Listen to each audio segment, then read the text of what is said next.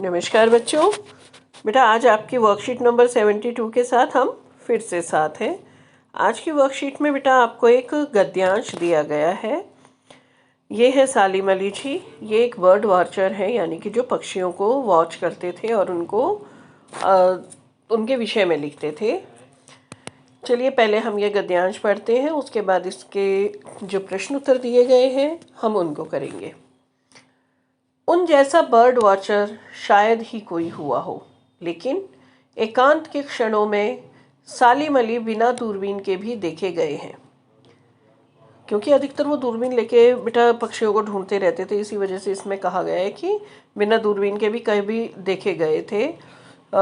अधिकतर इस चीज़ का अचंभा इसीलिए किया जा रहा है क्योंकि उनके हाथ में हमेशा दूरबीन रहती थी।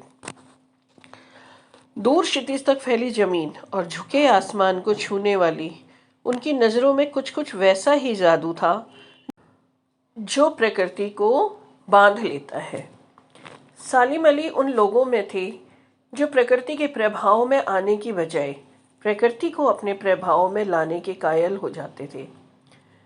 उनके लिए प्रकृति में हर तरह एक हंसती खेलती रहस्य भरी दुनिया पसरी थी।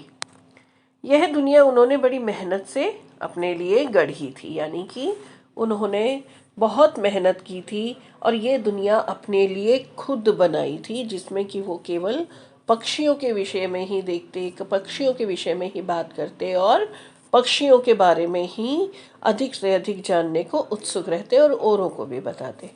चलिए अब इसके प्रश्न उत्तर कर लेते हैं बेटा हम लोग। यहाँ पर इसके प्रश्न दिए गए हैं। प्रकृति को किसने गढ़ा था, बर्ड वॉचर किसे कहते हैं, तो मैं इसके उत्तर आप लोगों को बता देती हूँ। पहले प्रश्न का उत्तर है सालिम अली की नज़रों का जादू प्रकृति को बांध लेता है।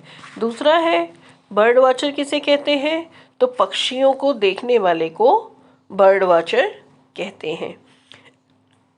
अब कहते हैं सालिम अली ने प्रकृति को कैसे गढ़ा था, तो उन्होंने प्रकृति को अपनी मेहनत से ही गढ़ा था। अब चौथे प्रश्न में एक पंक्ति दी गई है, उसका आशय स्पष्ट करने को बोला गया है। तो उस पंक्ति का आशय है कि सालिम अली प्रकृति से इतना प्रेम करते हैं कि प्रकृति पर उनके प्रेम का असर दिखाई देता है। ठीक है बच्चे। अब आखिरी प्रश्न है पांचवा कि सालिम अली अपने एकांत क्षणों में क्या करते थे, तो बेटा एकांत क्षणों में वो बिना दूरबीन के भी पक्षियों को ढूंढा करते थे, उनसे बात करते थे और उनके साथ ही अपना समय व्यतीत करते थे। तो आज की हमारी वर्कशीट बेटा यहीं ख़त्म होती है। आशा करती हूँ आपको अच्छे से समझ में आई होगी।